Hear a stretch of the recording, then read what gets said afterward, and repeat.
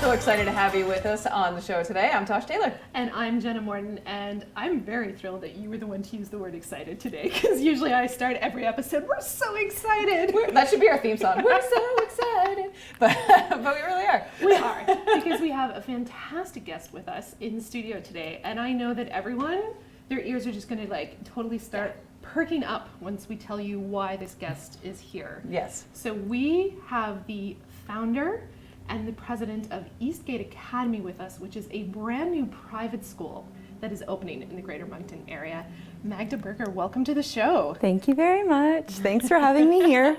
So everyone now is just, what? Private school? What's happening? Yes, yeah, so we are also very excited about it. It's been almost, 3.5 years in the making now to get us to this point, but we're ready to launch. So Eastgate Academy is going to be Moncton's first private school, focusing starting in the middle years and then going through to grade 12. It was something that when we first moved, we were looking for in the community and didn't exist. And we liked Moncton so much, we decided that rather than to move to where the schools are, we would just stay and create it here. I love that. Yeah. So it's if I'd known how much it was involved at the time, I may have but I'm very happy we got to this point. And so we're ready to open this fall, and we have a fantastic principal who's come on board.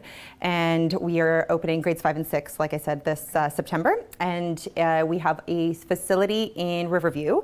So it's 200 Carolee Road. It's the old Gunningsville School. Cool. So it's already a school, which is amazing. And we have space leased there. And our plan is, as soon as we have the enrollment numbers to support it, to build a permanent facility in Moncton proper. So that's in the works in the background. We just need the community to want it, and then we can create it. Yeah. I love that. I love that you say that you decided to stay and create what you needed here rather than go look for it, because that's how communities grow. That's how we improve and bring new things to the area. So that is so exciting. Yes, that's what we were thinking when we, when the idea first popped up, we obviously thought it was crazy and like that's a lot of work and why would anyone do that? But then that was what we said, at this stage of our lives, we have our careers, we're growing our family. If rather than looking around for who else is going to do this for me, we said maybe we're those people that are just supposed to start doing some things. And so then it just kind of organically snowballed to where we are here. Obviously, a lot of people had to come on board. So we have a great community and a great board behind it and a lot of people to kind of get it to this stage. But I was so encouraged at every step because we would be cold calling and then just meeting people through a friend or a connection, and all the people came around the table that needed to be there, and so it's become a fun project to work on. So there's a lot of motivation behind it, and everyone's on the same page and excited about getting it going. Excellent. So I have about 1.5 million questions, but we're going to start with why did you feel the need for it in Moncton? Like, what did you find was missing? Right. So I guess for us, we're not from here originally. And I grew up in Winnipeg, and we lived in Halifax, Nova Scotia, Montreal before settling here. This was always, we sort of always expected that we would have options for our children's education when they got older. And what was striking to me when we moved to New Brunswick was that it was based on postal code, like this is where you're going, and your options were the French system if you qualified, or the English system, and that was sort of it. And that's fine, like it's a strong system. It's just I'm of the mind frame that families and kids kind of do better when they have different options. So you don't know where your child is going to thrive, and it would be nice as a parent as they get older, if they're not doing well or you want a different social environment or you want a more rigorous academic curriculum or you just want something else, it would be nice to be able to say, okay, well then I'm just going to put you here instead or move around. So what was missing for me was the options A, B, C, D, E. And I'm someone who, when I make a plan, it's good to have that, but I want to know what my contingencies are. And not having them made me very nervous as a mom, because I just didn't know how my children would be doing in the school system, and not knowing what my other alternatives were made me a little bit uncomfortable. And then the other part was, I didn't. There's no place here that's offering the International Baccalaureate curriculum, especially in the earlier years. So Mathieu Martin has the IB diploma program for the higher years, and I can't speak to it because I don't have experience in it. I don't have kids that go there, but I know it's treated as a bit of a gifted program in a lot of high schools, and that's true not just here but across Canada. Yeah, I grew up in a community where there was one high school that had the IB program, and you would have to transfer in basically unless you happen to live in that area, and it was very much seen as, oh, you're achieving very well academically, why aren't you going over there? Yes, exactly. So treated as in that way, but that's not the intention behind IB. The International Baccalaureate curriculum is a global standard of education, and it goes from the pre-K all the way through grade 12. They've got programming at every level, and it's not intended to be only for select academically gifted children. It's intended to be sort of a robust curriculum that all children can do well in if taught appropriately. And the earlier you start, the more likely you are to succeed at the higher levels, because it just gradually increases the difficulty, and their time management skills and their learner profile improves as they go through, so that they can all achieve success in the higher years. So that wasn't available to us here, and we knew that it was available in other places, and that was kind of what was missing. We said, where we wanted something that was a little bit more internationally standardized. Okay. Yeah. Are you a teacher by trade? I am not. You're not? No. Okay. So how did you know about this? Just because you grew up around it? So actually, no. So both of my parents are mechanical engineers, and my sister and I are both physicians. So we did not grow up around teachers. Just a bunch of brilliant people. just brilliant people, people who live in school for a really, really, really long time. Yeah. So I was very academically focused my whole life, and what the reason I knew about it is because I sort of I research everything, and as it relates to my family, as when I started having children and we started having our own family, that's when I started, obsessively reading parenting books and education books, and so it's that. But I also knew that in different cities where we lived, I kind of took it for granted that they just always existed. Right. If you, all the major urban centers in Canada have ample opportunities and options for children, whether that's private schools, religious schools, charter schools, and whatnot. The average across Canada is, I think 7.5% of students attend a private or independent school in Canada. That rate goes up as high as 13% in British Columbia and Quebec. And in New Brunswick, it's less than 1%. It's just a non-entity here. So we just knew it existed. We saw them modeled really, really well. And so that's how I knew about it. Okay. Yeah. Okay. I mean, you have some taste of that having grown up in Ontario. And I know when I lived in Alberta, there were schools that were very specifically STEM schools and arts and culture schools. Yeah. Even if they were within the public system, there was still that sense of choice and option that yet is not here at this time. That's right. So that was exactly it. We just knew it was there elsewhere, and we thought we would try to bring that here. Do you have any assumption as to why New Brunswick doesn't do that? Oh, I think that's probably multifactorial. Okay. I think part of it is population size and just how distributed people are. Private schools, they do exist in smaller centers. The smallest kind of population grouping would maybe be around the 100,000 people mark. Maybe there may be smaller that I'm just not aware of, but that's usually kind of the critical mass where you start seeing them popping up because people are demanding it and you get that opportunity. So because I think people are so spread out here, maybe that's not common. But I also think that the public school has done a really good job of meeting most people's needs. I haven't heard a lot of global, there's obviously people are very passionate about education, so you're going to hear a lot of negative and positive, but on the whole,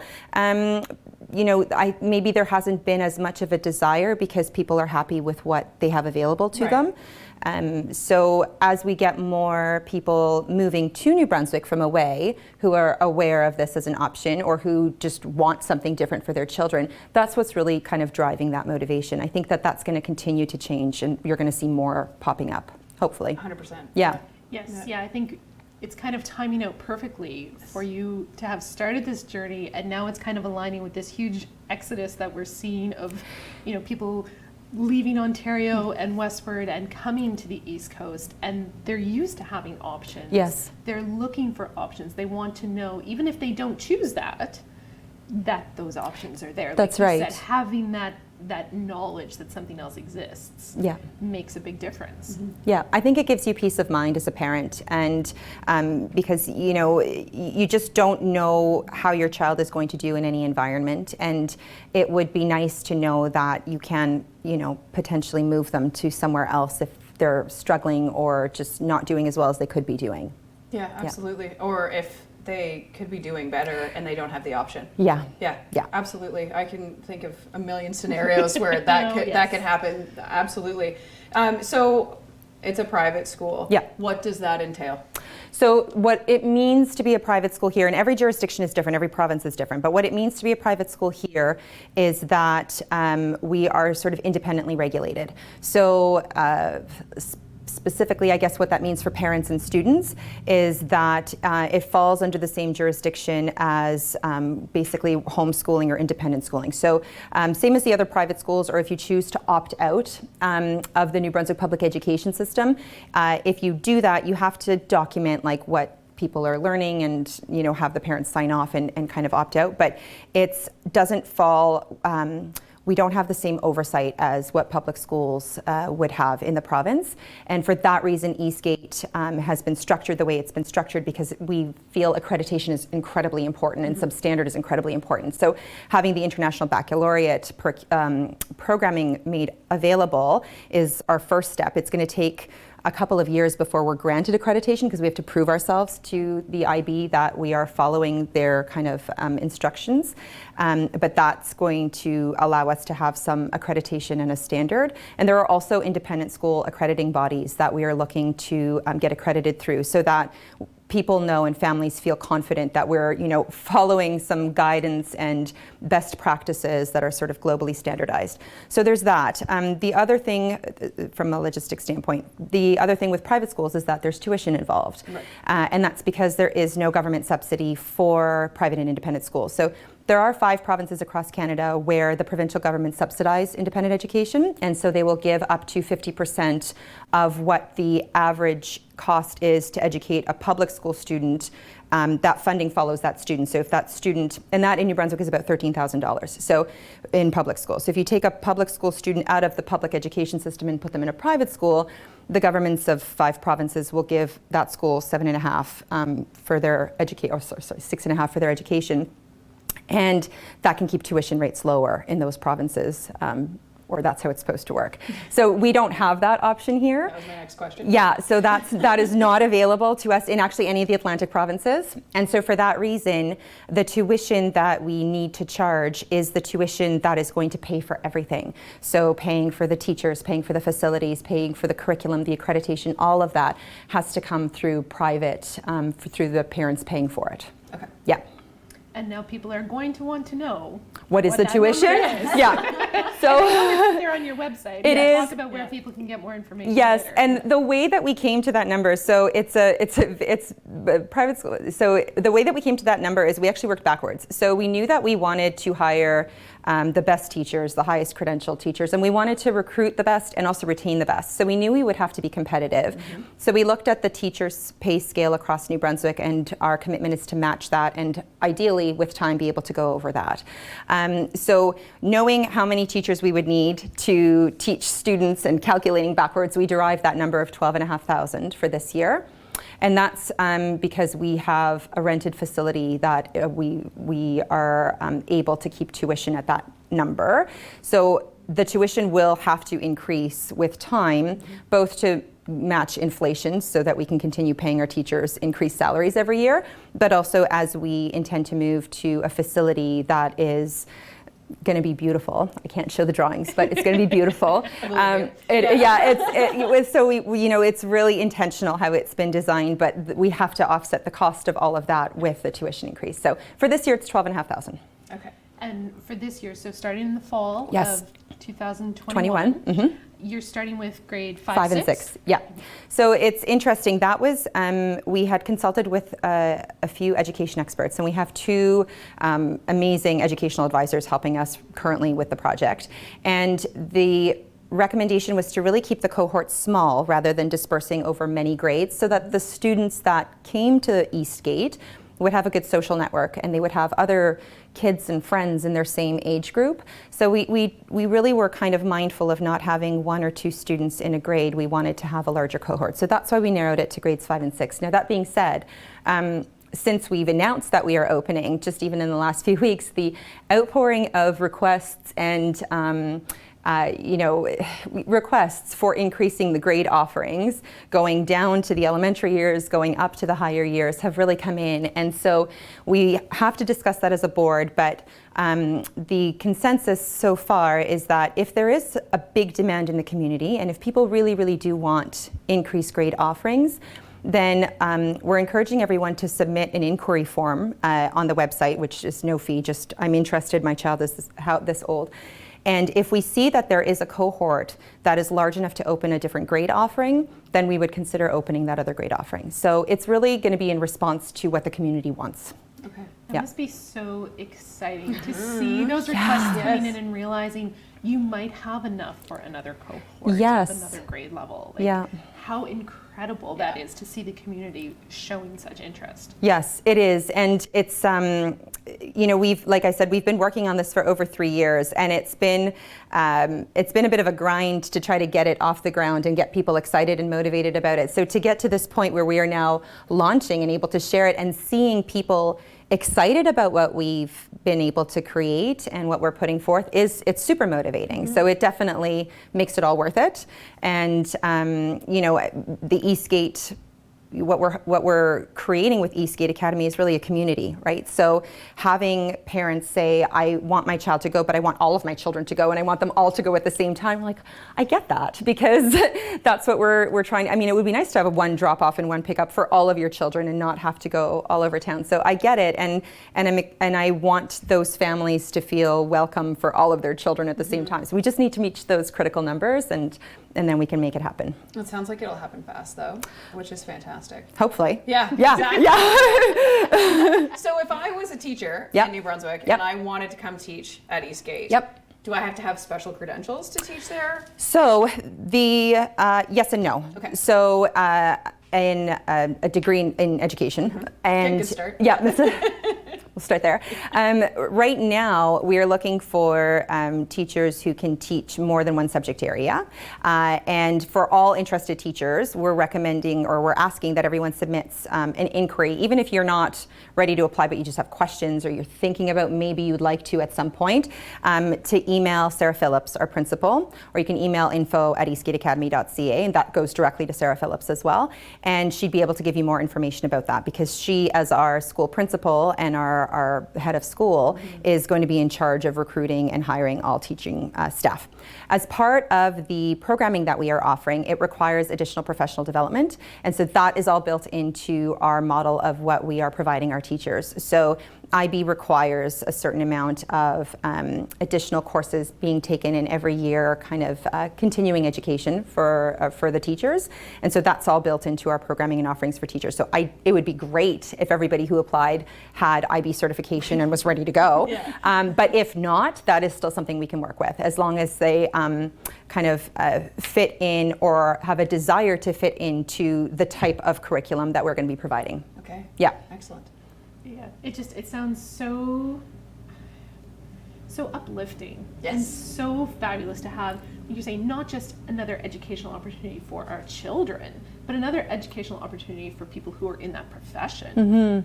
Right? It's more jobs is a wonderful thing. It is, and I know from my, somewhat distance experience with the IB program where I grew up. There's usually a lot of really, really fantastic, interesting teachers who get involved in those kind of programs, because there's so much room for, individual learning and neat projects, and just some of the things I've seen come out of that program is incredible. So to have it here is going to be so exciting for the community. Yeah, absolutely. Okay, some just basic questions. Yep. If my child's enrolled there, yep, is there a bus service, or am I driving them every day? Not yet. Okay. Our intention is to have a bus service at some point. Okay. Everything completely depends. We worked on what is critical to get us launched, Everything else is a wish list item, and that list is very long.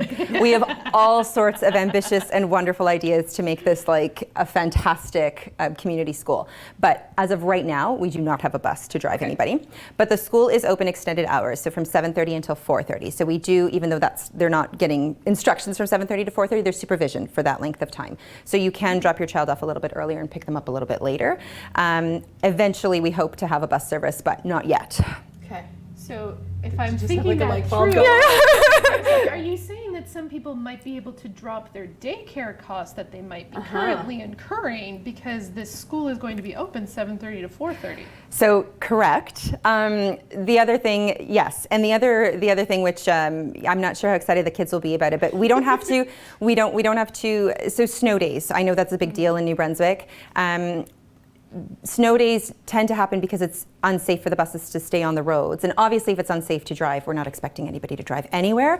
But if it is reasonable for this facility to stay open and for kids to come to school, we will stay open and kids can come to school. Sort of exactly like the after-school programs and the daycares run, where it's essential we stay open. So unless it's a safety issue, then of course not. And our intention is on those types of days, we would have an online offering for the students that can't make it in, but the students that can make it in, come on in. Excellent.